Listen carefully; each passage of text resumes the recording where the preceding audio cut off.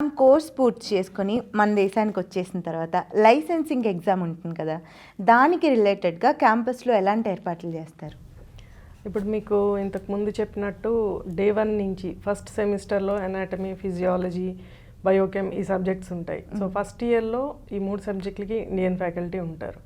So day 1 నుంచి వాళ్ళకి regular syllabus ఏదైతే ఉంటుందో ఆ సిలబస్లో ఇంక్లూడెడ్ అయ్యి, ఇప్పుడు దీనికి ఒక సిలబస్ అని ఉండదు కదా. ఇప్పుడు మన డిగ్రీ చేసేటప్పుడు ఎంబీబీఎస్లో మెడిసిన్ రెగ్యులర్ కోర్స్కి ఒక సిలబస్, లేదా మనకి లైసెన్సింగ్ ఎగ్జామ్కి ఒక సిలబస్ అని లేదు, మొత్తం ఒకటే.